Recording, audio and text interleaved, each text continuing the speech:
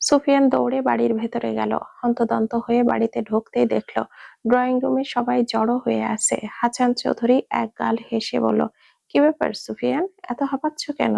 সুফিয়ান কোনো দিকে না তাকিয়ে বলল, সাইফ আয় তো আমার সাথে একটু, খুব জরুরি কথা আছে ভাই। অদিতির দিকে সুফিয়ানের চোখ পড়তেই স্বস্তির নিঃশ্বাস ছাড়লো। যাক, ঠিক আছে অদিতি। সাইফ এগিয়ে আসলে বলল, আচ্ছা সমস্যা নেই, পরে বলবো নে। আঞ্জুমান চৌধুরী সুফিয়ানের উদ্দেশ্যে বলল, বাবা মিষ্টি মুখ করে এসো, করো। সুফিয়ান হেসে সেই দিকে এগিয়ে গেল। হঠাৎ মিষ্টি মুখ।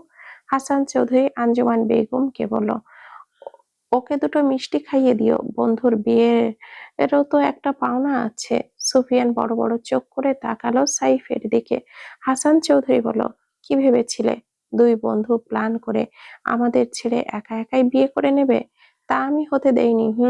সুফিয়ান একটা মিষ্টি মুখে দিয়ে সাইফকে জড়িয়ে ধরে বলল, কংগ্রাচুলেশন ভাই, ভাবি কংগ্রাচুলেশন।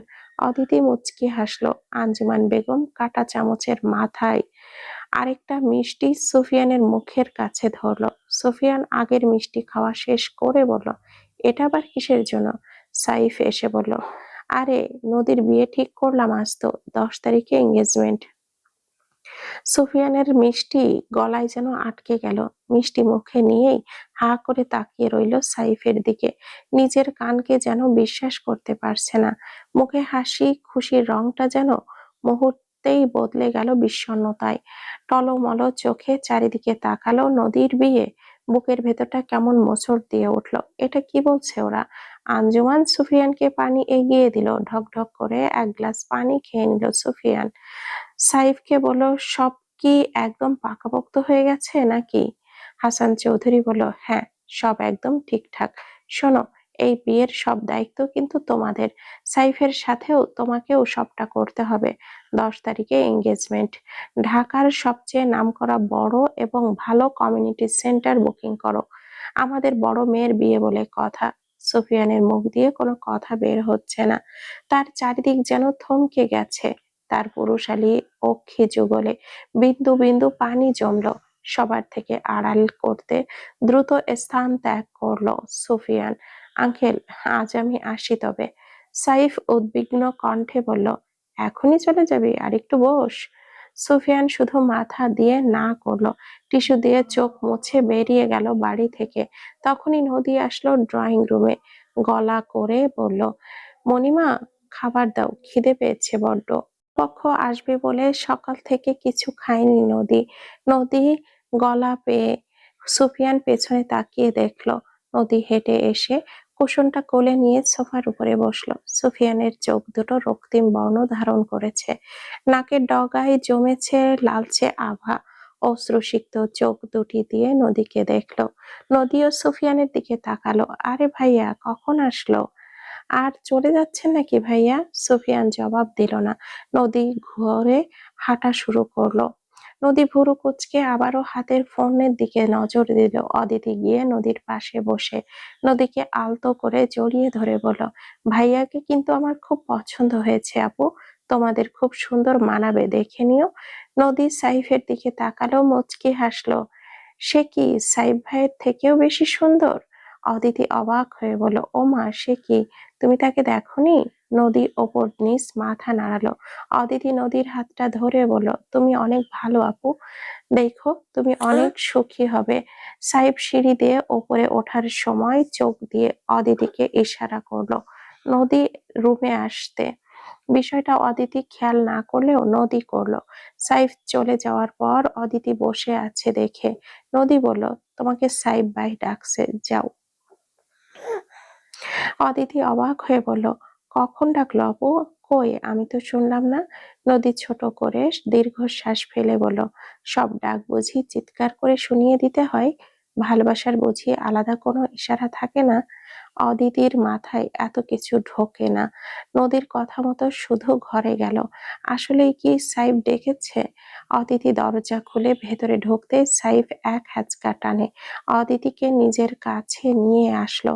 কোমর জড়িয়ে ধরে বলল, সে কখন থেকে আসতে বললাম তোমায়, এতক্ষণ কি করছিলে শুনি? অদিতি মনে মনে ভাবছে, তার নদী আপু ঠিকই বলেছে, উনি সত্যিই ডাকছিল আমায়। কিন্তু নদী আপু শুনলো, আমি শুনলাম না কেন? কি ভাবছো? অদিতি জবাব দিল না।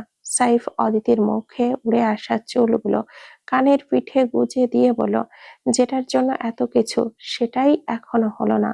মানে? সাইফ অদিতির নাক টেনে দিয়ে বলল, এই কথার মানে তুমি বুঝলে তো অনেক কিছুই বুঝতে, আমার কষ্টটাও বুঝতে। অদিতি থুতনি ধরে আদুরে কণ্ঠে বলল, একটা চুমু দাও। অদিতি সাইফের বুকে মৃদু ধাক্কা দিয়ে বলে, ছাড়ুন, মা একা একা কাজ করছে। সাইফ অদিতিকে আরো বুকের সাথে মিশিয়ে নিয়ে বলল, মায়ের যে কাজ সেটা মা একা চাইলেই করতে পারে, কিন্তু আমার যেই কাজ সেটা তো আর তোমাকে ছাড়া হবে না। কানের কাছে ফিসফিস করে বলল, সেটা করতে তোমাকে লাগবে। এবার অদিতি বুঝতে পেরেছে, লজ্জায় মাথা নিচু করলো আরো। সাইফ হাত দিয়ে অদিতির গাল চেপে ধরে ঠোঁট নিজের ঠোঁটের কাছাকাছি আনতেই ফোনটা বেজে উঠল। সাইফ বিরক্তিতে উফ শব্দ করে উঠল। অদিতি হেসে সাইফের থেকে সরে দাঁড়ায়। পকেট থেকে ফোনটা বের করে দেখে আননোন নাম্বার। ফোনটা রিসিভ করে কানে নিতেই ওপাশ থেকে মেয়ে গলা শোনা যায়, হাই বিআই, কি অবস্থা? সাহিব কপাল কুঁচকে বলে, অবস্থা অত্যন্ত বাজে, জঘন্য, কিন্তু আপনি কোন হরিদ্বদর মাসি? আর আমি আমার আর আমি আপনার কোন জনমের বেয়াই? নিশি মুখ বাঁকিয়ে বলল, চেহারা তো মাশাআল্লাহ, ব্যবহার এত বাজে কেন? আমার ভাইয়ের সাথে আপনার বোনের বিয়ে হয়েছে, তাহলে তো আমরা বেয়াই বেআইনি, তাই না? সাইফের তখন স্মরণ হলো নিশির কথা। ও আচ্ছা, আজকে পাত্রপক্ষের সাথে হলুদ চুলওয়ালা যে কক মুরগিটা এসেছিল সেটা তাহলে আপনি? নিশি রাগে ফুঁসতে ফুঁসতে বলল, কি বললেন? কি বললেন আপনি আমায়? আরেকবার বলুন। বলবো না, আমার লজ্জা করে। নিশি রাগে খট করে ফোনটা কেটে দিল। কি অসভ্য লোক রে বাবা! একটা মেয়ে তাকে নিজে থেকে কল করলো আর সে তার সাথে এরকম ব্যবহার কি করে করতে পারে? তাই হাসতে হাসতেই ফোনটা কেটে অদিতির দিকে তাকিয়ে দেখলো অদিতি বড় বড় চোখ করে তার দিকে তাকিয়ে আছে। চট করে মুখটা বন্ধ করলো। কার সাথে এত হেসে হেসে কথা বলছিলেন? সাইফ মাথা চুলকে বলল, ওই যে নদীর হবু ননদ। অদিতি একটা কথাও না বলে গটগট করে রুম থেকে বেরিয়ে গেল। সাইফ আহাম্মকের মতো তাকিয়ে থেকে বলল, আরে চুমুটা তো খেয়ে যাও। অদিতি সিঁড়ি থেকে চেঁচিয়ে বলল, খাবো না। সাইরা বলল, কি খাবে না অদিতি? অদিতি বড় বড় চোখ করে তাকায় সাইরার দিকে। কথাটা বেশি জোরে বলে ফেলেছে। পাপ, পানি পানি পানি, ছোট মা, পানি খেতে বলছে। সাইমা সাইরা স্মিত হেসে বলল, আচ্ছা নিচে এসো, নাস্তা করে নেবে। বিকাল হয়ে এসেছে। সুফিয়ান গাড়ি ড্রাইভ করতে গিয়ে সামনে কিছু দেখতে পারছে না। চোখ বারবার ঝাপসা হয়ে আসছে নোনা জলে।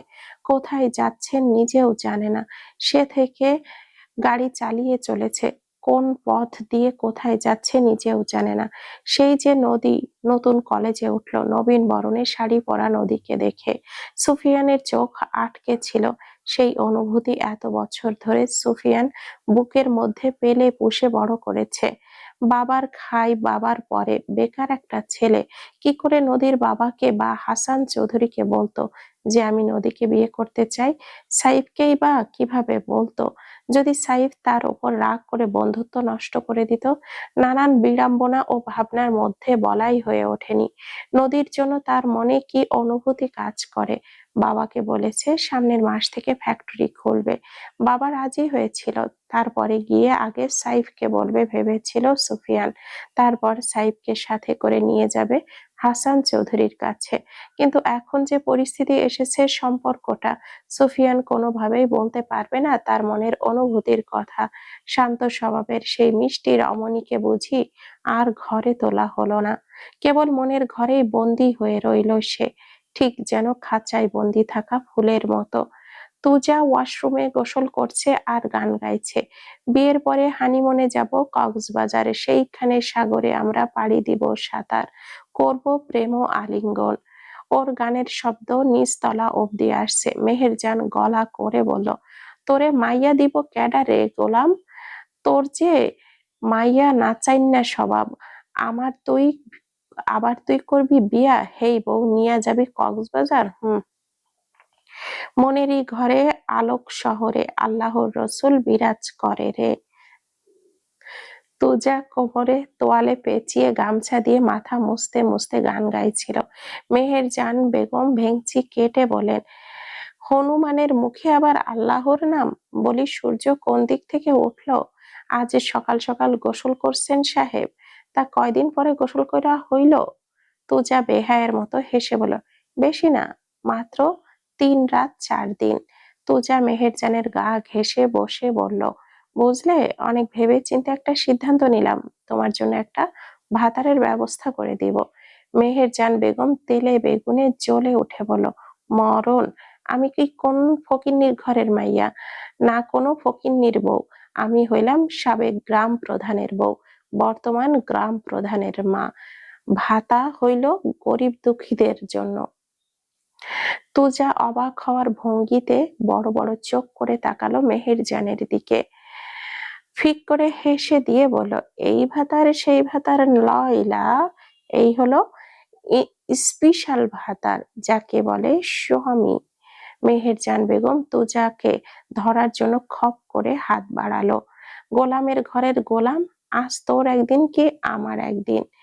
কিন্তু মেহেরজান ধরার আগেই তুজা মেহেরজানের হাত ফসকে পালালো। মেহেরজান জিদে ফুঁসতে ফুঁসতে বলল, আজ আসুক আমার ছেলে, এই বাড়িতে হয় আমি থাকুম, নয় এই বান্দরটাই থাকবো। এই বুইড়া বয়সে এত জ্বালা যন্ত্রণা আর সইব না। তুজা রুমে গিয়ে রেডি হয়ে নিল, খেয়ে বেরোবে ফরেস্ট হাউসে যাওয়ার জন্য। হাতের ঘড়ি পড়তে পড়তে নিচে নামছিল, গলা উঁচিয়ে মাকে ডাকলো, ওমা নাস্তা হয়েছে? তুজার মা জবাব দিল, আরেকটু বস বাপ, সময় লাগবে আর একটু। তুজা মেহেরজানকে চুমু ইশারা করলো, বাইকের চাবি পকেটে ভরতে ভরতে মাকে বলল, আচ্ছা মা, যাচ্ছি। সে কি, নাস্তা না করেই যাচ্ছিস কেন? 10 মিনিট বসে যা। আমার সময় নেই মা, বাইরে কোথাও নাস্তা করে নিবনে, মনে করে খেয়ে নিস, কিন্তু না খেয়ে থাকিস না। মেহেরজানের দিকে তাকিয়ে বলল, আসছি Meher, tata, bye bye. Meherjaan তসবিহ পড়ছিল, পেছন থেকে ডাকলো, ও তুজা শোন। তুজাকে গেটের সামনে দেখা গেল না। মেহেরজান মুখ ভার করে বলল, গেল গা মনে হয়। তুজা ফিরে এসে হাসি মুখে বলল, জীবনের প্রথম ভালো করে ডাক দিলে, না এসে পারি? আজকে তোমার জন্য এই জান কোরবান। বলো মেহের, কি চাই তোমার? মেহেরজান বেগম কপাল কুঁচকে বলেন, ওই যে তোরা কেমনে কল দেস না, দেহন যায় আবার কথাও কহন যায়, এই রকম কল দিয়া দেস না ওই বাড়িতে। আমার ছোট নাতির বউডারে দেখার লাগিয়া মনটা কেমন আকুপাকু করে। ওহাব কইল বউটা নাকি হেই রকমের সুন্দরী। সাইফ রে একটু কল দেস না, কথা কয়। তুজা গাল চুলকে বলল, আচ্ছা এই ব্যাপার, তাই তো বলি, এত ভালো করে ডাকলে আমারে। মেহেরজান বেগম মুখ কালো করে বলেন, তোরে ভালো করেই ডাকতাম, খারাপ কইরাই ডাকি তোর স্বভাবে। তুজা সাইফের হোয়াটসঅ্যাপে ভিডিও কল দিল। সাইফ রিসিভ করে একগাল হেসে বলল, দাদা ভাই আসসালামু আলাইকুম, কেমন আছো? তুজা ফোঁস করে নিঃশ্বাস ছেড়ে বলল, আরে ভাই ভালোই আছি, এই যে মেহের তোর বউরে দেখবো, ডাক দে তোর বউরে। সাইফ হেসে বলল, আগে দাদির কাছে দাও। তুজা ফোনটা মেহেরজানের সামনে ধরে বলল, এই নাও তোমার ছোট নাতি। মেহেরজান বেগম খুব খুশি হয়ে গেল। সাইফ বলল, আসসালামু আলাইকুম দাদি, কেমন আছো? মেহেরজান বেগম আবেগে আপ্লুত হয়ে বলল, ওয়ালাইকুম আসসালাম, আমি ভালো আছি দাদু ভাই, তোমরা কেমন আছো? আমার নাত বউ কই? তাই হেসে বলল, দাঁড়াও দিচ্ছি।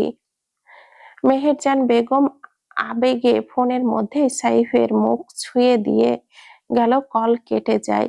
আর তুজা যখন মায়ের পেছনে দাঁড়িয়ে আপেল খাচ্ছে, মেহেরজান বেগম ডাকলো, কি রে, আর দেখন যায় না কেন? বন্ধ হইয়া গেল তো। তুজা ফোনের এমবি কম ছিল, আপেল খেতে খেতে এগিয়ে এলো, দাও, নেট শেষ হয়ে গেছে। মেহেরজান বেগম বুঝতে পারে না, মুখ কালো করে জিজ্ঞেস করলো, এ আবার কি? তুজা ফোন হাতে নিয়ে পকেটে ঢুকিয়ে বলল, তুমি বুঝবা না, তোমারে আবার কাঁচা ওয়ানে ভর্তি করণ কইরা দেওয়ান লাগবো। মেহেরজান বেগম মুখ বাংলার পাঁচের মতো করে বসলো। তুজা বেরিয়ে গেল ফরেস্ট হাউসের উদ্দেশ্যে। বাইক স্টার্ট দেওয়ার সময় সাইফ আবারও কল দিল। তুজা রিসিভ করে বলল, বাড়ি থেকে বেরিয়ে আসছি রে ভাই, বাড়ি যাইয়া আবারও কল দিমুনে। আচ্ছা দাদা ভাই। কল কেটে বাইক নিয়ে বেরিয়ে গেল তুজা। ফরেস্ট হাউসের চারিদিকে কড়া পাহারা বসিয়েছে তুজা। বাইক এসে থামলো ফরেস্ট হাউসের গেটের দিকে। অজপাড়া গ্রাম হওয়া সত্ত্বেও পুরো আমেরিকান স্টাইলে বানানো এই ফরেস্ট হাউস তুজা নিজে ডেকোরেশন দিয়ে বানিয়েছে সবটা। মানিক বাইকের পেছন থেকে নেমে বলল, আচ্ছা ভাই, তাইলে আপনি ভেতরে যান। তুজা চোখের সানগ্লাসটা খুলে শার্টের বোতামের জায়গায় আটকে বলল, আরেকজন আছে। মানিক কপাল কুঁচকে বলল, কিডা ভাইজান? তুজা ভুরু নাচিয়ে সামনের দিকে ইশারা দিল। মানিক তাকিয়ে দেখলো জমকালো একটা লেহেঙ্গা পরিহিত সুন্দরী একটা মেয়ে, আর গায়ে গায়ে ভারী ভারী গহনা, গাঢ় সাজসজ্জা। তুজা হাত ইশারা করতেই মানিক সরে গেল। মেয়েটা চারিদিকে চোখ বুলাতে বুলাতে তুজার কাছে এগিয়ে আসলো। আশ্চর্য হয়ে বলল, এটা কি? তুজা শয়তানি হাসি দিয়ে বলল, খাঁচা। খাঁচা? হ্যাঁ, খাঁচা। এই খাঁচায় কত কত ফুল বন্দি। তুজা ভেতরে গেল, মেয়েটারও গেল পেছনে পেছনে। তুজা যেতে যেতে বলে, এই খাঁচায় ফুল ফোটে, কিন্তু খাঁচাই বন্দি হয়ে থাকে সেই ফুল। মেয়েটা চারিদিকে তাকিয়ে দেখে বলল, কিন্তু আমাকে তো বলা হয়েছিল কোনো অনুষ্ঠান আছে, সেখানে আমার নাচার কথা ছিল, কিন্তু এটা আপনি আমাকে কোন জায়গায় নিয়ে আসলেন ছোট সাহেব? মেয়েটার ভেতরে ঢুকতে যেন মেইন গেট খট করে বন্ধ হয়ে গেল। ভয়ে ছিটকে উঠল মেয়েটা। তুজা বাঘের ন্যায় হিংস্র রূপ নিয়ে পেছন দিকে তাকালো। খপ করে মেয়েটার গলা টিপে ধরলো। নাচ গানের নামে মেয়ে পাচারের ব্যবসা করিস না? বল, অদিতি কোথায়? মেয়েটা শ্বাস আটকে মরার জো কাশতে কাশতে বলল, কে অদিতি? কার কথা বলছেন আপনি? তুজা মেয়েটির চুলের মুঠি ধরে টানতে টানতে নিয়ে এলো একটা ঘরের মধ্যে ছিটকে ফেললো। মেয়েটা ব্যথায় কুঁকড়ে উঠল। ওপরে তাকাতেই দেখতে পেল একটা চেয়ারের সাথে অদিতির সৎ বাবাকে বেঁধে রাখা হয়েছে। তুজা শার্টের হাতাটা গোটাতে গোটাতে বলল, এই মেয়ে, এবার কি বলবি বল? মেয়েটার আত্মা যেন ভয়ে শুকিয়ে গেল। তুজা দেওয়ালে হেলান দিয়ে রাখা একটা মোটা লোহার লাঠি তুলে নিল। মেয়েটার মাথায় বাড়ি দেওয়ার উদ্দেশ্যে ওঠাতেই মেয়েটা চিৎকার করে উঠে বলল, বলছি বলছি, আমি সবটা বলছি ছোট সাহেব, দয়া করে আমার প্রাণ ভিক্ষা দিন। তুজা হাত নামালো, বলল, বল। মেয়েটার গলা শুকিয়ে আসছে বারবার। ভয়ে ভয়ে বলল, একটা কুঠুরিতে বেচে দিয়েছি অদিতিকে। তোজা আবারও মেয়েটার চুলের মুঠি ধরে টেনে তুলল। কোথায় সেই কুঠি? আর চল, নিয়ে চল আমায়, চল মেয়ে। মেয়েটা ব্যথায় কোকিয়ে উঠল, বলল, কিন্তু সেখানে ওকে পাবেন না। এতদিনে ওকে ইন্ডিয়ায় পাঠিয়ে দেওয়া হয়েছে, কারণ ওরা এখান থেকে মেয়ে নিয়ে বেশি দিন নিজেদের কাছে রাখে না। আর অদিতি তো সুন্দরী, ওকে তো মনে হয় সেই দিনই দেওয়া হয়েছে পাঠিয়ে। তুজা লোহার দণ্ডটি দিয়ে এক বাড়িতে মেয়েটার মাথা কয়েক টুকরো করে ছিটকে ফেললো মেঝেতে। রক্ত ছিটকে লাগলো দেওয়ালে, সামনে বেঁধে রাখা দুটো মানুষের গায়েও লাগলো। তুজা লোহার টুকরোটাকে আছাড় মেরে অদিতির বাবার মাথায় পিস্তল ঠেকালো। বল, কোন কুটিতে বেঁচেছিলি অদিতিকে?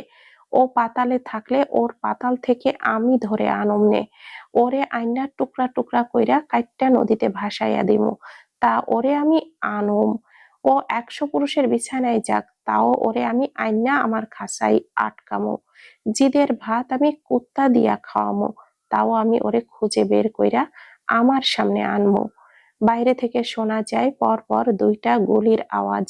তুজা বাইরে এসে মানিককে বলল, হাকিরে খবর দে, আজ বাইজিখানায় আসরের আয়োজন করতে বল, আর লাশ 3টা সরাইয়া ফেলা। তুজা আবারও স্টার্ট দিয়ে চলে যায় সোজা এমপির বাড়িতে। এমপি শাহাদাত আলম তখন সন্ধ্যার নাস্তা করছিলেন। তুজা গেটের সামনে বাইক রেখে গটগট করে ভেতরে ঢুকে পড়ল। একজন এমপির সাথে সাধারণত সম্মানের সাথে কথা বলা উচিত, কিন্তু তুজা আবার সম্মান অসম্মানের পরোয়া করে না। শাহাদাত সাহেব তুজাকে বলল, আরে বাপজান, কতদিন পর তোমার চাঁদখানা মুখ দেখলাম, বসো বসো। এই কে আছিস? আমার বাপজানের জন্য নাস্তা নিয়ে আয়। তুজা তীক্ষ্ণ চোখে তাকালো। আমি নাস্তা খাইতে আসি নাই চাচা। তাহলে কি কি করতে আইছো? কোন কুঠির লোকজন এই গ্রামে যাতায়াত করে? শাহাদাত সাহেব চশমা ঠিক করে বলো, কি কইতাছ? এসব আমি কেমনে কমু? নাটক করবেন না চাচা। আপনার অগোচরে এই গ্রামের একটা পাতাও নড়ে না, সব খবর আপনার কাছে থাকে। সৃষ্টির টিউশন শেষ হওয়ার আগেই বলুন, আমার ছেলেরা কিন্তু দাঁড়িয়ে আছে কোচিং সেন্টারের সামনে। শাহাদাত তড়িঘড়ি করে বলল, দেখো বাবা, তুমি এর মধ্যে এমন মেয়েকে আইনো না, আমার মেয়েকে আইনো না। আমি কইতাছি দাঁড়াও। একবার শুকনো ঢোক গিলল। শাহাদাত সাহেব বলল, তোমার বাপ দাদারা খুব কঠোর গ্রাম প্রধান, আমি তাদেরও সম্মান করি। তোমাগো গ্রাম থেকে সচরাচর মায়া বাহির হয় না। তার যার পাশের গা থেকে একজন নর্তকী আছে না, মালতী নাম, ওর সাথেই এই ব্যবসার সংযোগ আছে। ঢাকায় একটা বড় কুঠিতে মেয়ে পাঠায়। মালিককে মালিককে ওই কুঠির? কোথায় পাবো তাকে? এই কুঠির মূল হোতারা সবাই ভারতবর্ষের। এখানে যে আছে সে একজন মহিলা, তার নাম গোলাব। তোজা উঠে দাঁড়ায়। ধন্যবাদ চাচা। সৃষ্টি একটু পরে বাড়িতে চলে আসবে, আমার ছেলেরা ওকে পৌঁছে দিয়ে যাবে। রাত 11:30 বাজে। তুজাউন বাড়িতে ফিরে গলা ছেড়ে ডাকে, ও মা, খাবার দাও। মেহেরজান বেগম খাবার বেড়ে নিয়ে টেবিলে বসে। তোর মাই ঘুমাই গেছে, খাবার বাইরা দেওনি, আমি খালি খেয়ে আছে, খালি খেয়ে নে। তুজা গামছা দিয়ে হাত মুখ মুছতে মুছতে বলল, এই শীতের মধ্যে তুমি এইখানে এখনো বসে আছো কেন? শুয়ে পড়তে পারোনি? মেহেরজান বেগম রেগে বলেন, আয়সা যদি দেখতে এইখানে কেউ নাই, খাবার দেওয়া থাকলে তো খাইতি না। তুজা চট করে তাকালো মেহেরজানের দিকে। তার ঠোঁটে আপনা আপনি হাসি খেলে গেল। মেহেরজান বলল, নে খা, জলদি কইরা খাইয়া শুইয়া পড়। তুজা চেয়ারে না বসে মেহেরজানের গলা জড়িয়ে ধরে বলল, তুমি আমার জন্য এত রাত জেগে এই শীতের মধ্যে বসে আছো? তা কি করুম? বিয়া শাদী তো করবা না, মায়াগো লগে ফষ্টি নষ্টি করার জন্য মনে ধরে। বিয়ার জন্য তো আর কোনো মাইয়ারে মনে ধরে না। তুজা মেহেরজানের কাছে এসে বসে বলল, একটারে মনে ধরছিল দাদি, বাল পাকনানি করতে যাইয়া ভাগছে, এখন মাইয়া পড়ছে কুঠিতে। কোথায় সে মেয়েটা? থাক, বাদ দে, যা যা, খাউন ঠান্ডা হইয়া গেল। তুজা নিজের মতো খাবার খাচ্ছে। মেহেরজান বেগম বলল, তোর বড় বোনের বিয়ে ঠিক হয়েছে। তাই নাকি? কবে? বলো, বললে না তো। তোর কি আর শোনার সময় আছে? ঠিক হইছে তো আজকে 10 তারিখে আংটি পরাইব, তার ফিরে সপ্তাহে বিয়া। আমগো হকগলের কালকে যাইতে কইছে। তা ওহাব কইয়া বুঝাইয়া গায়ে হলুদের আগের দিন যাইব কইছে। তুজা খাবার চিবোতে চিবোতে বলে, তোমরা যাও। ক্যারে, তুই যাইতি না? আমি কি করতে যাইতাম? মেহেরজান বেগম তেতে উঠে বলল, হ্যাঁ তা তো ঠিকই, তোর আবার কোন কাম আছে নাকি? তুই হলি বংশের বড় পোলা, মাইয়ার বড় ভাই, তুই কইতাছস তোর হ্যানে কি কাম? তুজা হাত ধুয়ে উঠে পড়লো, জ্যাকেট পরতে পরতে বলল, যাও গিয়ে শুয়ে পড়ো। তুই আবার কোথায় চললি? আসর আছে আজ। মেহেরজান বেগম উঠে যেতে যেতে বলল, তুই আর ভালো হইতি না? তোরে খাওয়ান ডি আমার বিফলে গেল। তুজা নির্লজ্জের মতো হো হো করে হাসতে লাগলো। এই নদী, নদী, আরে এই নদী, কি রে ওঠ। সকালবেলা মায়ের চেঁচামেচিতে ঘুম ভাঙলো নদীর। ঘুম জড়ানো কণ্ঠে বলল, কি হয়েছে? এভাবে ডাকছো কেন মা? সায়রা বেগম নদীর মাথার ওপর থেকে কমফোর্টারটা উঠিয়ে বলল, আরে তুমুল এসেছে তো তোর সঙ্গে দেখা করতে, ওঠ। নদী চোখ পিটপিট করে বলল, কে এসেছে? তুমুল, তুমুল। ব্যাস, নদীর ঘুম ওধাও। চট করে উঠে বসলো। ওই লোকটা আজ কি করতে এসেছে, তাও আবার এত সকালে? সায়রা বেগম রেগে বলেন, ঘড়ি দেখেছিস? 9টা বেজে গেছে। এত সকাল কোথায় পাচ্ছিস? নদীর চোখ ডলতে ডলতে বিছানা থেকে নামলো। সায়রা বলল, হাত মুখ ধুয়ে আয়, ও ড্রয়িং রুমেই অপেক্ষা করছে। নদী ফ্রেশ হতে ওয়াশরুমে চলে গেল। ছুটে ছুঁয়ে চুল আঁচড়ে মাথায় ওড়নাটা ড্রয়িং রুমে দিয়ে গেল। আজ তুমুল পাঞ্জাবি পরে আসেনি, এসেছে ফর্মাল পোশাকে। কাল ফর্মাল প্যান্টের সাথে ইন করা সাদা শার্ট, ওপরে কালো কোট পরেছে। আর যেন একটু অন্যরকম লাগছে তুমুলকে। চুলগুলো ব্যাক ব্রাশ করে জেল দিয়ে সেট করা, সেই দিনের মতো এলোমেলো নয়। নদী গিয়ে দাঁড়াতেই তুমুল সালাম দিল, আসসালামু আলাইকুম। নদী ছোট্ট করে বলল, ওয়ালাইকুম আসসালাম। তুমুল আঞ্জুমানকে উদ্দেশ্য করে বলল, আঙ্কেলকে দেখছি না যে? উনি সংসদে গেছেন, তোমরা গল্প করো, আমি নাস্তা নিয়ে আসছি। আঞ্জুমান যেতেই নদী আর অস্বস্তিতে পড়ে গেল। তুমুল মৃদু কাশি দিয়ে বলল, বসুন। নদী সোফার শেষ প্রান্তে গিয়ে বসলো। দুজনেই চুপচাপ বসে আছে, কারোর মুখে কোনো কথা নেই। নদীর সংকোচ কাটিয়ে বলেই ফেলল, কিছু কি বলবেন? কেন? নদী আমতা আমতা করে বলল, না মানে আজ এসেছেন, তাও আবার সকাল সকাল। তুমুল মুচকি হেসে বলল, কেন, এমনি এমনি হবু শ্বশুর বাড়িতে আসতে পারি না? নদী ভুরু উঁচিয়ে বলল, এমনি এসেছেন? হ্যাঁ, আজ ঢাকাতে একটা মিটিং আছে, তাই ভাবলাম ঢাকাতে এসেছি যখন সবার সাথে দেখা করেই যাই, দেখে যাই সবাই কেমন আছেন।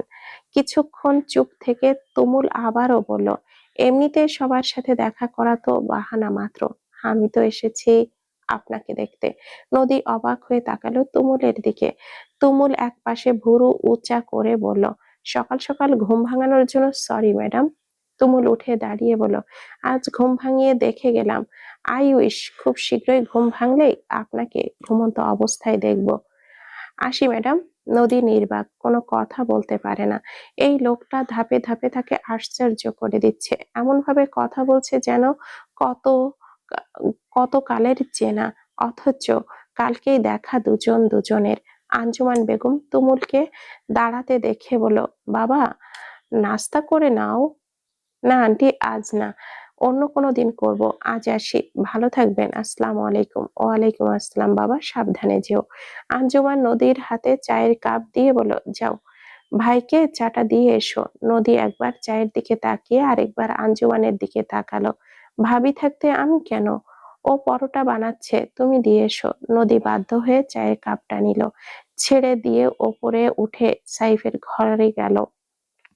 দরজা নক করে বলল, আসবো ভাইয়া? সাইফ একটু থমকালো। দিঘি সাইফকে ভাইয়া ডাকলেও নদী সব সময় সাইফ ভাই বলেই ডাকে। আজ হঠাৎ ভাইয়া ডাকছে, আয় নদী, আপনার চা। চায়ের কাপটা সাইফের হাতে দিয়ে নদী চলে আসছিল। সাইফ পেছন থেকে ডাকলো, নদী শোন। নদী দাঁড়ালো, কিন্তু পেছন ফিরল না। সাইফ চায়ের কাপে চুমুক দিয়ে বলল, তুই কি আজ ফ্রি আছিস? কেন? তুমুল ঢাকায় এসেছে, তাই ও বলছিল এঙ্গেজমেন্টের সব শপিং যাতে করে আসিস আজই। আর যদি তোর কোনো কাজ থাকে তাহলে কাল যাবে বলেছে, কিন্তু এখনো তো আরো 4 দিন বাকি। আগের কাজ আগে মিটিয়ে রাখাই ভালো না? নদী সাইফের দিকে তাকিয়ে জিজ্ঞেস করলো, আর কে কে যাবে? তুই আর তুমুল, আর কে যাবে আবার? নদী চট করে মাথায় আসলো সিমির কথা, আমি কিন্তু আমার এক বান্ধবীকে নিয়ে যাব। আচ্ছা যাস। নদী এক দৌড়ে ঘরে গিয়ে সিমির নাম্বারে কল করলো। 2বার রিং হওয়ার পর 3বারের বার মাথায় সিমি কল রিসিভ করলো। হ্যাঁ নদী বল, আমার এঙ্গেজমেন্টের ডেট ফিক্সড হয়ে গেছে। কংগ্রাচুলেশন। তোর ফাজলামো রাখ, আজ ওই লোকটা আমাকে নিয়ে শপিং এ যাবে বলেছে, আমি কিন্তু তোকে ছাড়া যাব না। ওই লোকটা আবার কে? নদীর সংকোচ নিয়েই জবাব দিল, ওই যার সাথে আমার বিয়ে হতে চলেছে। সিমি সাফ সাফ না করে দিল, সরি রে দোস্ত, আমার নানু খুব অসুস্থ, আমাকে এক্ষুনি নানুর বাড়িতে যেতে হবে। সিমির পাশে বসে মুচকি মুচকি হাসছে তুমুল। নদী মন খারাপ করে বলল, তাহলে আর কি করার, আমার একলাই যেতে হবে ওই লোকটার সাথে। সিমি ফোনটা কেটে দিয়ে তুমুলের সাথে হাত মিলালো। তুমুল হ্যান্ডশেক করে বলল, great job my sister. Thank you ভাইয়া। ট্রিট দিতে হবে কিন্তু। নিশ্চয় ভাইয়া। জানো, ও খুব লাজুক, কারোর সাথে সেভাবে মেশেনি তো।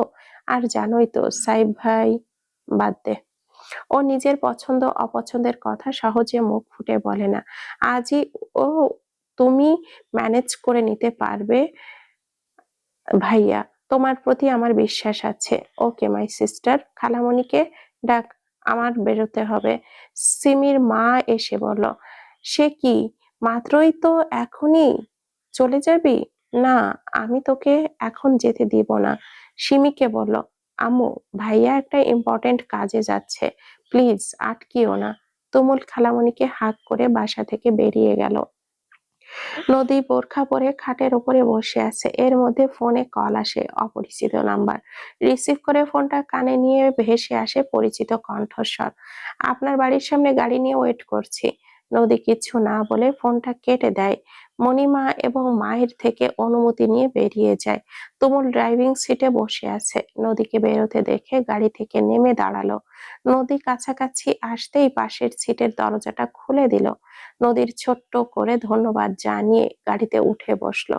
তুমুল গাড়ি স্টার্ট দিয়ে বলল, আপনার পছন্দের শপিং মল কোনটা? কোন শপিং মল থেকে কেনাকাটা করেন? আমার পছন্দের আলাদা কোনো শপিং মল নেই। যেখান থেকে যে জিনিসটা ভালো লাগে সেখান থেকেই নেই। তোমার বারবার লুকিং মিরর দেখছো নদীকে। তুমুল বারবার লুকিং মিররে নদীকে দেখছে। নদী খুব অস্বস্তি বোধ করছে। কিছুক্ষণ পর তুমুল বলল, হিজাব পরে আপনাকে আরো বেশি সুন্দর লাগছে, মাশাআল্লাহ। নদীর জবাব দেয় না। কিছুক্ষণ পর গাড়ি এসে থামে বসুন্ধরা শপিং মলের সামনে। তুমুল নদীকে নিয়ে ঘুরে ঘুরে গাউন, ম্যাচিং জুয়েলারি, আরো যা যা কিনলো। নদীর বেশ কথাই বলতে হয়নি। আর যেন নদীর পছন্দ অপছন্দ সবই তুমুলের মুখস্থ। তুমুলের কেনাকাটা, পছন্দ, দরদাম করার ধরন সবকিছু এত স্মার্টলি মেইনটেইন করার ট্যালেন্ট দেখে নদী সত্যি মুগ্ধ। ভেতর চিরে একটা দীর্ঘশ্বাস বেরিয়ে আসলো। এমনটা যদি সাইব ভাই হইতো। একটা একটা করে কেনা শেষ করলো। সেগুলো গাড়িতে নিয়ে রাখছে তুমুল। নদী খুবই সিম্পল জুয়েলারি পছন্দ করে, তাই ডায়মন্ডের শপে গিয়ে নিয়ে গেল তুমুল চেইনের সাথে লকেট কেনার জন্য। নদীর ডিজাইন গুলো একটা একটা করে দেখছে। তুমুল খেয়াল করলো একটা ছেলে ইচ্ছে করেই নদীর গা ঘেঁষে দাঁড়িয়েছে। তুমুল নদীর বাহু ধরে টান দিয়ে নদীকে সরিয়ে আনলো। তারপর নিজে ওই পাশে গিয়ে নদীকে বলল, আমার মনে হচ্ছে আপনাকে এটাতে ভালো মানাবে। নদী দেখলো তুমুলের হাতের লকেটটা আসলেই সুন্দর, সেটা নিয়েই নিল। তুমুল নদীকে টাচ করায় নদী অবাক হয়েছে অনেকটা। এমন কেন করলো? তখন নদী খেয়াল করলো তুমুলের ওই পাশে কয়েকটা ছেলে দাঁড়িয়ে আছে। বিষয়টা বোধগম্য হতেই নদী কৃতজ্ঞতার চোখে তাকালো তুমুলের দিকে। তুমুল মানিব্যাগ থেকে কার্ড বের করতে করতে বলল, এভাবে তাকাবেন না প্লিজ, এখনো অধিকার পাইনি আপনার ওপর। দুজনে বেরিয়ে আসলো। তুমুল জানালো, চলুন কোনো রেস্টুরেন্টে বসি। নদী বলল, সন্ধ্যা হয়ে এসেছে প্রায়, আপনার ফিরতে রাত হয়ে যাবে তো, চলুন এখন। আরে আরেকটু থাকো না একসাথে। নদী আসলেই আশ্চর্য হচ্ছে। তুমুল নদীকে স্বাভাবিক রাখতে বলল, আচ্ছা চলুন, সমস্যা নেই। নদীকে বাড়ির সামনে নামিয়ে দিল। নদী ব্যাগগুলো দারোয়ানকে কিছু দিল। সে সবকিছু ভেতরে নিয়ে গেল। নদী আসছি বলে হাঁটতে শুরু করলো। তুমুল পেছন থেকে বলল, নদী। নদী পেছনে ফিরলো। তুমুল কিছু বলল না। মুচকি হেসে গাড়ি স্টার্ট দিল। এবার নদীও হাসলো। লোকটা একদম পাগল। নিজের কথায় নিজেই লজ্জা পেল নদী। কি বলল সে নিজে? বাড়িতে ঢোকার পর সব জিনিস সবাই দেখছে আর এটা ওটা নদীকে জিজ্ঞেস করছে। নদীর কান দিয়ে কিচ্ছু যাচ্ছে না। সে যেটাই দেখছে সেটাই তুমুল পছন্দ করছে। সকলে তুমুলের চয়েসের প্রশংসা করতে ব্যস্ত। সাইফ হন্তদন্ত হয়ে নিচে নামলো। সকলে সাইফের দিকে তাকায়। আঞ্জুমান বলল, কিরে, কি হয়েছে, কোথায় যাচ্ছিস এভাবে? সুফিয়ান গাড়ি অ্যাক্সিডেন্ট করেছে, অবস্থা খুবই সিরিয়াস, আমাকে এক্ষুনি যেতে হবে। জোসনা ধপাস করে মেঝেতে লুটিয়ে পড়ল তুজা। চোখ দুটো নিভে আসছে, চারিদিক কেমন যেন ঘুরছে। ইহজগতের কোনো শব্দ কানে যাচ্ছে না। অবশ হয়ে আসতে থাকা হাত দুটো বাড়িয়ে দিল ছবিটার দিকে। ফ্ল্যাশব্যাক। আজ ঢাকায় যাবে তুজা। গন্তব্যস্থল গোলাবর কুটির। আর তার আগে ডাক পড়লো অহাবের। আকবর জানালো অহাব চৌধুরী ডাকছে তাকে। তুজা কিঞ্চিত বিরক্ত বোধ করলেও মুখে কিছু বলল না। চলে গেল বাবার ঘরে। সোফায় বসে মেহেরজান পান সাজাচ্ছে। পান সাজিয়ে খিলি বানানো হলে পাশে রেখে আগে প্রেসারের ঔষধটা খেয়ে নিল। তুজা সেই সুযোগে টোপ করে পানটা গিললি খিলিটা মুখে পুরে দিল এক দৌড়ে ওয়াহাবের ঘরে। মেহেরজান বেগমও শুরু করলো বিলাপ। আকবর নিজে গালাগালি থেকে শুরু করে বাঁচতে মেহেরজানের থেকে দূরে পালালো। তুজা পান চিবোতে চিবোতে ঘরে ঢুকে রিমোট খুঁজতে শুরু করলো। এটা ওর স্বভাব।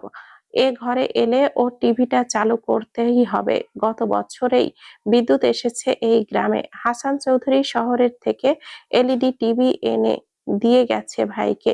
ওহাব মাথা নাচিয়ে বলল, আজ আর খুঁজে পাবে না রিমোট, আগেই আমার কথা শোনো। তুজা লক্ষ্মী ছেলের মতো সোফায় বসলো। ওহাব চৌধুরী বলেন, শুনলাম ঢাকায় যাচ্ছ। তুজা ওপর নিচ মাথা নাড়ালো শুধু, কারণ ওর মুখ ভর্তি পানের পিক, নইলে এতক্ষণে বাজে বকে কথার লাইন চ্যুত করে দিত। ওহাবের ওহাব চৌধুরী বলেন, মণিপুর যে জমিটা কিনেছি গত আষাঢ়ে, সেটার কাগজপত্র কিছুটা ঘাপলা আছে। আজ সেই দলিলখানা নিয়ে জমির মোহরি দেওয়ানি বাবুকে দেবে। তারপর তোমার যেখানে ইচ্ছা যাও। তুজা কপাল কুঁচকে হাত দিয়ে কিছু ইশারা করলো। তার মুখে শুধু শব্দ, ন। ওহাব চৌধুরী বুঝলো না ওর কথার মানে।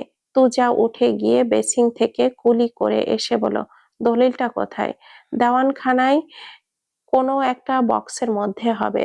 তুজা অলস ভঙ্গিতে বলল, চাবিটা কোথায়? ওহাব চৌধুরী সংবাদপত্র হাতে নিয়ে বলল, চাবি মায়ের কাছে আছে। আমার মা নাকি তোমার মা? ওহাব চৌধুরী চোখ গরম করে তাকাতেই বলল, রেগে যাচ্ছ কেন? না বললে বুঝবো কি করে কার মা? আমার মা। তুজা মনে পড়লো একটু আগে পান খাওয়ার ঘটনা। এবার বুড়ির হাতে পড়লে হেব্বি কেলাবে। শীতের মধ্যে বুড়ির সেগুন কাঠের লাঠির বাড়ি। তুজা চট করে ঘাড় নাড়ালো কয়েকবার। ওহাব চৌধুরী তুজার আচরণ দেখে বলল, অমন মৃগী রোগীর মতো করছো কেন? তুমি চেয়ে দাও না চাবিটা, আমি গেলে খুব মারবে। ওহাব বিরক্তিতে উফ করে উঠে আকবরকে ডাকলেন। আকবর, আকবর। আকবর ছুটে আসে, জি সাহেব। মায়ের থেকে দেওয়ানখানার চাবিটা নিয়ে দাও তো ওকে। আকবর মাথা সামান্য এগিয়ে বলল, সাহেব কাকে? ওয়াহাব অগ্নি চোখে তাকালো আকবরের দিকে। তুজা ফিক করে হেসে ফেলল। আকবর তাকাতেই হাসির শব্দ বাড়ল। ও হো হো হো করে হেসে উঠল ঘরের মধ্যে। এ তো দেখি আরো বড় বলদ। ওয়াহাব ধমক দিয়ে বলল, এই তুমি হাসছো কেন? আর আকবর, তুমি এমন বলদের মতো প্রশ্ন করা শিখেছো কবে থেকে? দেখছো সামনে তুজাউন দাঁড়িয়ে আছে, আবার জিজ্ঞেস করছো কাকে? ক্ষমা করবেন সাহেব, ভুল হয়ে গেছে।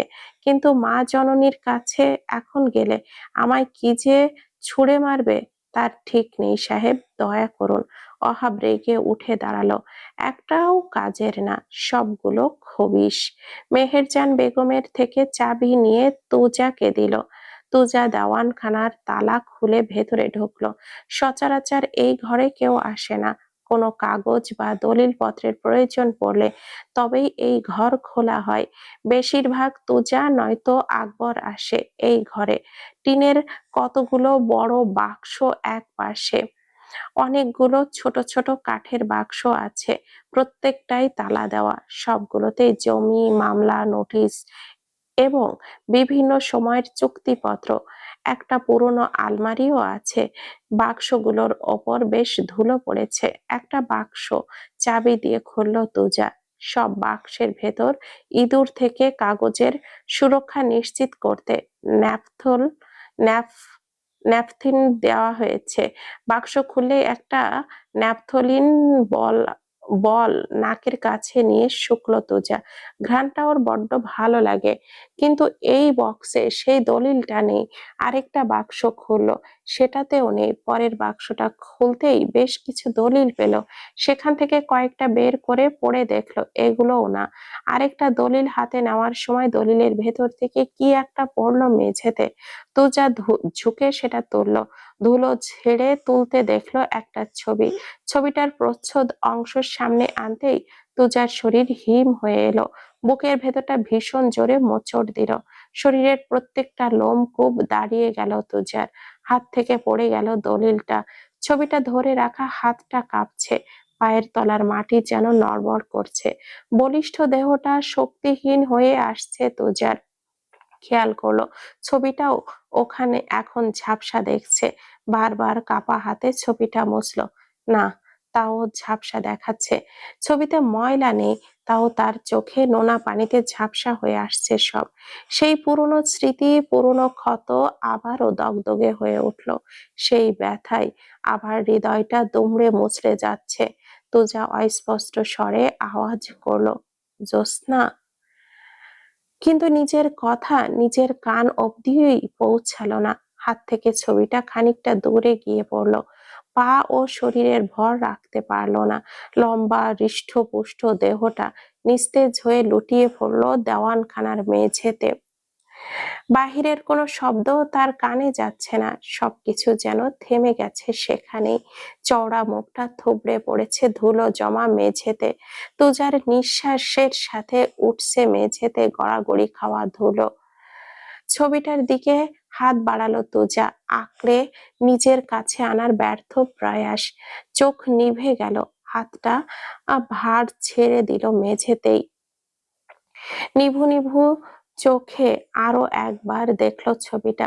ভেতর থেকে কথা বের করার সর্বোচ্চ চেষ্টা চালাচ্ছে, জ্যোৎস্না, আমার ঘাতিনী, আমার প্রাণ নাশিনী। ব্যাস, চোখটা বন্ধ হয়ে গেল। মস্তিষ্ক এবার একটু শান্তি পেল অচেতন হয়ে। ছবিটা ধুলোর মধ্যেই পড়ে রইল। ওহাব চৌধুরী কপালে হাত দিয়ে বসে আছেন। আধা ঘন্টা হয়ে গেল ছেলেটা দেওয়ানখানাতে গেছে, এখনো ফেরার নাম নেই। কতটা বেয়াক্কেলে ভাবা যায়। আকবর গিয়ে দেখতো। আকবর সাহেবের হুকুম পেয়ে গেল দেওয়ানখানায়, গিয়েই দিল এক চিৎকার, বড় সাহেব, বড় সাহেব, তাড়াতাড়ি আসুন, ছোট সাহেব, ছোট সাহেব। ওহাব আকবর এর কথা শুনে দ্রুত দেওয়ানখানায় গিয়ে যায়। আকবর ডাকছে তুজাকে, ছোট সাহেব, ও ছোট সাহেব, উঠুন না ছোট সাহেব। ওহাব হন্তদন্ত হয়ে আকুতি করতে লাগলো, ও তুজা, তুজা রে বাপজান, ওঠোস না, আমার কেমন জানি লাগতাছে। ও আকবর, আকবর রে, বাইরে পোলা পান রে ডিরে ডাক দাও, ওরে এখনই লইয়া বাইরে নাও, নেওন লাগবো। আকবর মানিকের নাম ধরে ডাকতে 4-5 জন জোয়ান ছেলে বলে দৌড়ে এলো। তুজাকে ধরাধরি করে নিয়ে সোফায় শুইয়ে দিল। মেহেরজান ঘর থেকে ছুটে আসে, হাই হাই, কি হইছে আমার তুজার? ও ভাই, ভাই রে, কথা ক ভাই আমার। ও চান ভাই, ওঠ না। অহাব, অহাব, শিগগিরই ডাক্তার ডাক। কি হইল আমার কইলজার টুকরার? তুজা মার ঘরে কোরআন পড়ছিল। তুজার মা ঘরে কোরআন পড়ছিল। বাইরের চেঁচামেচি শুনে দ্রুত সেখানে আসলো। মানিক গেছে বাইক নিয়ে ডাক্তারকে আনতে। তুজার মা এসে তুজার মাথার কাছে হুড়মুড়িয়ে পড়লো, ও তুজা, বাবু ওঠ, ওঠ না তুজা, কেউ একটু পানি আনো, ওর চোখে মুখে পানি ছিটা দাও। আকবর গ্লাসে করে পানি এনে দিল। তুজার চোখে মুখে পানির ছিটা দিয়েও চৈতন্য করা গেল না। মেহেরজান বেগম কান্না শুরু করে দিয়েছে। আরো 10 মিনিট পর মানিক এলো ডাক্তার নিয়ে। ডাক্তার দ্রুত ভেতরে ঢুকে তুজাকে চেক আপ করতে লাগলো। ওনাকে স্যালাইন লাগানোর ব্যবস্থা করতে হবে। ডাক্তার স্টেথোস্কোপ দিয়ে তুজার হার্টবিট দেখলো, স্যালাইন লাগিয়ে ডাক্তার বলল, আপনারা এখানে চেঁচামেচি কম করুন, ওনার এইটাই ওনার জন্য ভালো হবে, কিছুক্ষণের মধ্যে জ্ঞান ফিরে যাবে, সমস্যা নেই। অহাবের দিকে তাকিয়ে বলল, আপনি আমার সাথে একটু বাইরে আসেন প্রধান বাবু, আপনার সাথে আমার কিছু জরুরি কথা আছে। অহাব বিলম্ব না করে ডাক্তারের পেছন পেছন চলে এলো। কি বুঝলেন ডাক্তারবাবু? ডাক্তার দীর্ঘশ্বাস ছেড়ে ছোট করে বলল, সেই সমস্যা। ওহাব চৌধুরীর চোখ বড় বড় করে তাকালেন ডাক্তারের দিকে। কি বলছেন ডাক্তারবাবু? এতদিন পরে হঠাৎ? আপনি ঠিক বলছেন তো? ওর জ্ঞান ফিরে ওর ব্যবহারই আপনারা বুঝতে পারবেন। আমি কি মনে হয় প্রধানবাবু, আমার কি মনে হয় ওকে ঢাকায় নিয়ে ভালো কোনো সাইকিয়াট্রিস্ট দেখান। ওহাব চৌধুরী চিন্তিত কণ্ঠে বলল, কিন্তু ও তো সম্পূর্ণ স্বাভাবিক হয়ে গিয়েছিল। হয়তো এমন কিছু হয়েছে যাতে ওর পুরনো স্মৃতি আবারও মনে পড়েছে, কিংবা সেই বেদনাগুলো অন্য কোনো কারণে আবার জাগ্রত হয়েছে। যাই হোক, এমন কিছু ঘটেছে। ওহাব চৌধুরীর চিন্তিত মুখ দেখে ডাক্তার বলল, অত চিন্তা করবেন না, না মাথা ঠান্ডা রাখুন। দেখুন ওকে এই গ্রাম ছেড়ে দূরে পাঠানো যায় কিনা, ওকে কোনো কাজের মধ্যে ব্যস্ত রাখুন। ওহাব চৌধুরীর কথা বলতে বলতে কেঁদে ফেলল। ওর জন্য আমি কি কি না করেছি ডাক্তার বাবু, খালি ওর ভালো থাকার জন্য। আমার বাবার শেখানো সৎ আদর্শ আমি ভাঙছি ওর জন্য। বাড়ির মধ্যে বাইজিখানাও পর্যন্ত তৈরি করেছি। ওর অন্যায় সমস্ত মেনে নিয়েছি যাতে ও ভালো থাকে। ডাক্তার ওহাব চৌধুরীকে আশ্বস্ত করে বলেন, আপনি একজন পিতার সর্বস্ব করেছেন। আল্লাহকে ডাকুন, বাকিটা আল্লাহ ভরসা। ডাক্তার চলে গেল। তুজা এখনো স্যালাইন চলছে, কিন্তু জ্ঞান ফেরেনি। ওহাব চৌধুরী চিন্তিত ভাবে রুমের মধ্যে পায়চারি করছে। মেহেরজান বেগম এখনো গুনগুনিয়ে কেঁদে চলেছে। ওই, ওহ কি ওর দোস্ত প্ল্যান বানিয়েছিস সুফিয়ান। সাইফ তো তোকে দেখে পুরো ইমোশনাল হয়ে যাবে।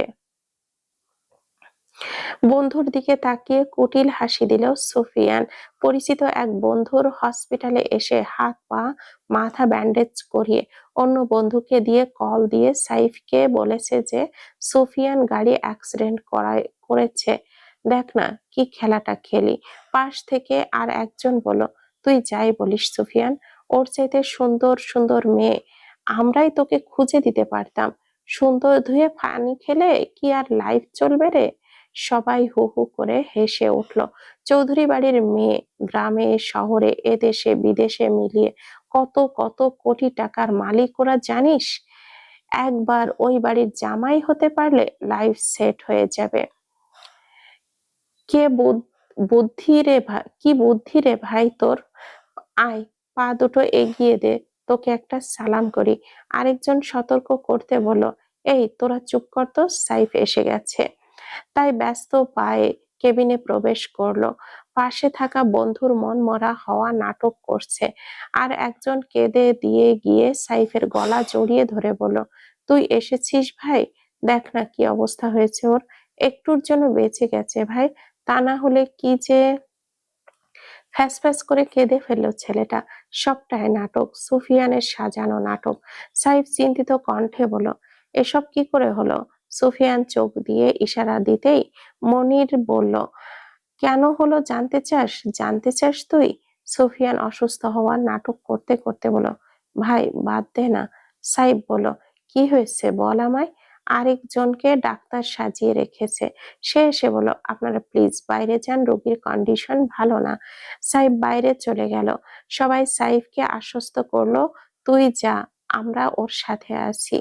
সাইফ আরো কিছু সময় থেকে তারপর বাড়িতে চলে আসে। হসপিটাল থেকে বেরিয়েই ভন্ড দল আবারও কেবিনে ঢোকে। বল ভাই, এর পরের প্ল্যান কি?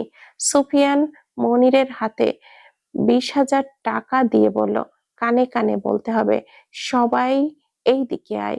নদী গোসল করে তোয়ালেতে চুল মুছছে। ভাবনায় আজ সাইফ ভাই নেই, আছে শুধু তুমুলকে নিয়ে ভাবছে। কিন্তু ওই লোকটাকে নিয়ে কেন সে এত ভাবছে সে নিজেও বলতে পারে না। তুমুলের নাম্বার থেকে কল আসলো তখনই। নদী ফোনটা হাতে নিয়ে বলল, বাহ, লোকটার আয়ু আছে বলতে হয়। ফোনটা রিসিভ করতে ওপাশ থেকে শোনা যায় তুমুলের হাসি কি কণ্ঠস্বর। কি করছেন মিস? কিছু না। মানুষ কিছু না কিছু তো করেই, শুয়ে থাকে, বসে থাকে, দাঁড়িয়ে থাকে। তা আপনি কোন পজিশনে আছেন? নদীর ঠোঁটের ডগায় মিষ্টি হাসি জমলো। বেশ, কথা বলেন তো আপনি। কে শিখিয়েছে এত কথা? সত্যি বলবো? হুম। আরে আপনার কণ্ঠই হুমটা না মারাত্মক শোনায়। আরেকবার বলুন তো। নদী হেসে ফেলল। বেশ অনেকটা সময় নিয়েই হাসলো। ফোনের অপর প্রান্তে তুমুল নিশ্চুপ হয়ে শুনল নদীর রিনরিনে কণ্ঠের হাসি। মুগ্ধ কণ্ঠে বলল, এই প্রথম আপনার হাসি শুনলাম। আপনার হাসি এত সুন্দর বলেই বুঝি বেশি হাসেন না। আবার মানুষ হার্ট অ্যাটাক করতে পারে বলে। নদী মুচকি হেসে উত্তর দিল, আপনার সাথে কথা বললে না হেসে উপায় আছে? তাহলে আরেকটা কথা বলি। হ্যাঁ নিশ্চয়ই, বলুন না। আপনার এই হাসি আমি সারা জীবন শুনতে চাই। নদী এবার নিশ্চুপ হয়ে গেল। সাথে আরো নিশ্চুপ হলো ফোনের অপর প্রান্তে থাকা মানুষটাও। আর কিছু সময় পেরোলো, কারোর মুখে কোনো কথা নেই। তুমুলি আগে বলল, কি হলো, শুনবেন না? নদী উত্তর দেয় না। একটা কথা বলল লোকটা। এইসব কথা আর উত্তর দেওয়া যায় না। না লজ্জা করে না বুঝি? তুমুল আবারও বলল, কথা বলছেন না কেন? নদী প্রসঙ্গ পাল্টাতে বলল, আচ্ছা আপনার বয়স কত? 29। আমি আপনার অনেক ছোট হব। হলে হবেন তো কি হয়েছে? নদী একটু দ্বিধা নিয়েই বলল, না মানে আপনি আমাকে সেই দিন থেকে আপনি আপনি বলছেন। আমি তো আপনার অনেক ছোট। আমাকে তুমি করে বলতে পারেন। বউ হওয়ার আগে আমি কাউকে তুমি তুমি বলতে পারবো না। না, তবে অন্য কেউ যদি চাই তবে বলতে পারে। নদী হেসে উত্তর দিল, আমার আবার এত শখ নেই। শখ থাকলে সে বলছে কেন? নদী মিষ্টি গলায় বলল, আচ্ছা আমার ভুল হয়েছে, ক্ষমা করে দিন স্যার। করতে পারি একটা শর্তে। নদী কপাল কুঁচকে বলল, শর্ত? কি শর্ত? ভিডিও কল দিতে হবে। নদীর চোখ কপালে ওঠার জো। এমনিতেই ভিডিও কলে কথা বলতে তো তার খুব অস্বস্তি হয়, তার ওপর আবার তুমুলের সাথে। ও তো সামনাসামনি থাকলেও তুমুলের দিকে তাকাতে পারে না। দাঁত দিয়ে জিভ কেটে বলে, শাস্তিটা একটু বেশি হয়ে গেল না? তুমুল বলল, শাস্তি দিচ্ছি না, আবদার করছি। এই প্রথম আপনার কাছে কিছু আবদার করলাম। আমি তার আমি তো পূরণ করবে আমার ইচ্ছাটা পূরণ করবেন না মিস? নদী খুব বিড়ম্বনায় পড়ল। কি জ্বালা রে বাবা! এবার না করবে কি করে? আবার কল দিতে অস্বস্তিও হচ্ছে। অনেক ভেবে চিন্তে দিশা বিশা না পেয়ে ভিডিও কল করতে রাজি হলো। তুমুল কলটা রিসিভ করে কোনো কথা বলছে না, শুধু এক দৃষ্টিতে তাকিয়ে আছে নদীর দিকে। কেমন অদ্ভুত চাহনি তুমুলের। নদীর ভেজা চুল দেখে বলল, এই রাত বিরাতে গোসল করেছেন কেন? জ্বর বাঁধানোর শখ হলো বুঝি? নদীর কথা বলছে না, মুখের সামনে ফোনটা ধরে নিচের দিকে তাকিয়ে আছে। তুমুল বলল, একটু তাকাবেন? আপনার দেখা হয়ে গেছে? তুমুল মুচকি হেসে বলল, কেন, হলে কি করবেন? ফোন রাখবো। আর একটু দেখি না। আচ্ছা থাক, রেখেই দেন। আমার হওয়ার পর না হয় মন ভরে দেখবো। তখন তো অধিকার থাকবে। এখন তো আর অধিকার নেই, তাই কিছু বলতে পারছি না। তুমুল দেখলো নদী তাকাচ্ছে না।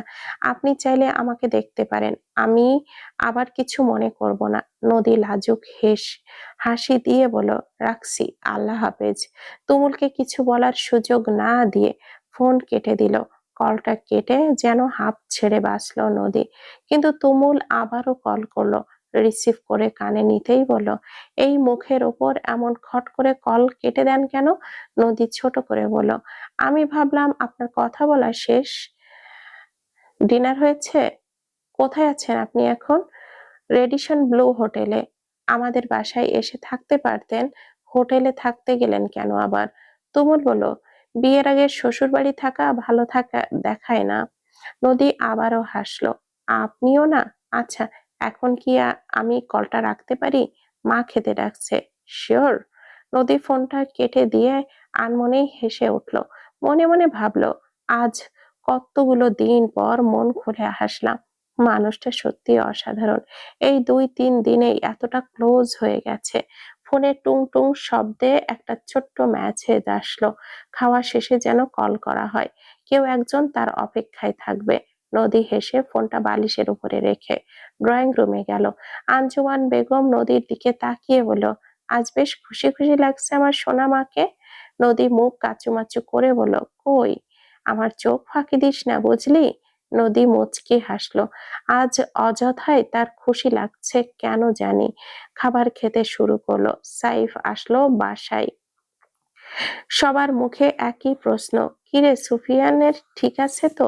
সাইফ সোফায় বসে বলল, কোনো মতে প্রাণে বেঁচে গেছে, কিন্তু কন্ডিশন ভালো নয়।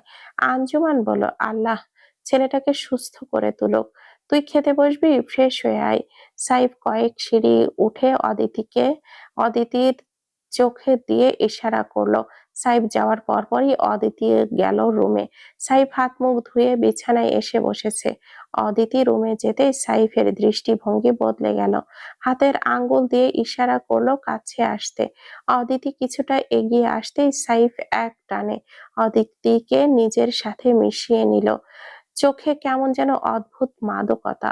অদিতি ঘাড়ে মুখ ডুবিয়ে বলল, সারাদিন এত দূরে দূরে থাকো কেন? উষ্ণ ঠোঁট গলায় ঘষে দিয়ে বলল, তোমার শরীর ঠিক আছে? অদিতি কপাল কুঁচকে বলল, হ্যাঁ, শরীর ঠিক আছে। আরে গাধা, সেটা না। তাহলে পিরিয়ড শেষ হয়েছে? অদিতি ওপর নিচ মাথা নাড়ালো। সাইফের ঠোঁটে দুষ্টু হাসি খেলে গেল। অদিতির গালের নরম মাংসে মৃদু কামড় দিয়ে বলল, আজ তোমায় অনেক ভালোবাসবো বিড়াল ছানা। অদিতির চোখ মুখ নেতিয়ে গেল ভয় আর আড়ষ্টতায়। কামড় দেওয়া জায়গায় ছোট ছোট কয়েকটা চুমু খেলো সাইফ। অদিতির নরম লালচে ঠোঁট জোড়ায় নিজের ঠোঁট ছোঁয়াতেই অদিতি সাইফের ঘাড়ের অংশে টি শার্ট খামছে ধরলো। বাবু, আরে ও বৌমা, কোথায় গেলে তোমরা? আঞ্জুমানের চিৎকার কানে যেতেই ছেড়ে দিল দুজন দুজনকে। অদিতি ঠোঁট মুছতে মুছতে দৌড়ে বেরোলো ঘর থেকে। সাইফ নিজের ঠোঁট জিভ দিয়ে ভিজিয়ে বলল, উফ, ইয়ামি। নিজে কথাটা বলে নিজেই হাসলো। ফোনটা নিয়ে চলে গেল নিচে খাবার খেতে। খাওয়া দাওয়া করে অদিতি শাশুড়ির সাথে সব গুছিয়ে রাখলো। আঞ্জুমান বলল, অনেক করেছিস বাবু, যা শুতে যা, অনেক রাত হলো। সাইফ অদিতির জন্য অপেক্ষা করতে করতে বিরক্ত হচ্ছে। অদিতি আসছে না, রাগ করে একাই শুয়ে পড়ল। অদিতি এলেও কথা বলবে না। বেশ খানিকটা সময় পর অদিতি ঘরে এলো। দেখলো সাইফ উল্টো দিকে ফিরে শুয়ে আছে। অদিতি ফ্রেশ হয়ে এসে চুল বেনুনি করে সাইফের দিকে শুয়ে পড়লো। সাইফ ভেতরে ভেতরে ফুঁসছে, অদিতি একটা কথাও জিজ্ঞেস করছে না ওকে। অন্তত সরি তো বলা উচিত ছিল, সেটাও বলছে না। অদিতি ভাবলো সাইফ ঘুমিয়ে গেছে। কোনো কথা না বলে চুপচাপ শুয়ে রইল। সাইফ মনে মনে জিদ ধরে আছে, নিজেও কথা বলবে না, আবার বউকে কাছে পেতেও ইচ্ছে করছে। নানান চিন্তা ভাবনা সব উপড়ে ফেলে পেছন থেকে জড়িয়ে ধরলো অদিতিকে। ঘাড়ে পরপর কয়েকটা কিচ করলো। অদিতি বলল, আপনি ঘুমাননি? সাইফ অদিতির ঘাড়ে কামড় বসিয়ে দিল। অদিতি ব্যথায় উফ করে উঠল। এতক্ষণ দেরি করলে কেন আসতে? মায়ের সাথে কাজ করছিলাম তো। সাইফ অদিতিকে নিয়ে নিজের দিকে ফেরালো। নাকে নাক ঘষে দিয়ে বলল, আজ আমি তোমাকে মন ভরে ভালোবাসবো। তুমি আমার লক্ষ্মী বিড়াল ছানার মতো আমার বুকে মিশে থাকবে, কেমন? অদিতি সাইফকে মৃদু ধাক্কা দিয়ে সরানোর চেষ্টা করলো, কিন্তু সাইফের কাছে অদিতির শক্তি নেহাতি এক তেজপাতার মতো। সাইফ নিজের বলিষ্ঠ বাহুদয়ে আবদ্ধ করে নিল অদিতিকে। দীর্ঘ চুম্বনে ভিজিয়ে দিল অদিতির ওষ্ঠদয়। পরম আদরে মিশিয়ে নিল নিজের সাথে। শাড়ির আঁচল ধরে টান দিল খুলে ফেলার জন্য, কিন্তু টানছে তাও খুলছে না। সাইফ বিরক্ত হয়ে বলল, এই বালটা খোলে না কেন? অদিতি ফিক করে হেসে ফেলল। সেফটি পিন লাগানো তাদের এই উন্মাদ প্রেম পর্ব ভোর রাত অবধি চলল। শেষ রাতে সাইফ অদিতিকে নিজের বুকে নিয়েই ঘুমিয়েছিল। সেই ঘুম ভাঙলো অদিতির 8টায়। ঘুম ভাঙতেই ঘড়ির দিকে তাকালো। 8টা বেজে গেছে, ইস, দেরি করে ফেললাম উঠতে। কিন্তু সাইফ আষ্টে পৃষ্ঠে জড়িয়ে রেখেছে অদিতিকে। কোনো মতে নিজেকে ছাড়িয়ে নিয়ে ওয়াশরুমে গেল অদিতি। গোসল করে গাঢ় বেগুনি রঙের একটি শাড়ি পরলো। চুল মুছে আঁচড়ে নিয়ে নিচে নামলো, কিন্তু ড্রয়িং রুমে কেবলই আঞ্জুমান আর নদী বসেছে। অদিতি তড়িঘড়ি করে নিচে নেমে বলল, আজ দেরি হলো যে মা, সরি। আঞ্জুমান বেগম হয়ে বললেন, ঘুম ভাঙতে দেরি হয়েছে তাই সরি বলছিস কেন? নদী হাসলো অদিতির দিকে তাকিয়ে। অদিতি এই প্রথম নদীকে হাসতে দেখলো। বাহ, আপুর হাসি তো মাশাআল্লাহ খুব সুন্দর। আমি আজকেই দেখলাম আপনাকে হাসতে। হাসান চৌধুরী এলেন থমথমে মুখে। তাহার মুখ দেখেই বোঝা যাচ্ছে কিছু খারাপ ঘটেছে। আঞ্জুমান সোফা থেকে উঠে দাঁড়িয়ে বলল, কি হয়েছে? আপনাকে চিন্তিত দেখাচ্ছে কেন? হাসান চৌধুরী প্রথমে আঞ্জুমানের দিকে তাকালো, তারপর নদীর দিকে। আঞ্জুমান আবারও বলল, বলুন না কি হয়েছে?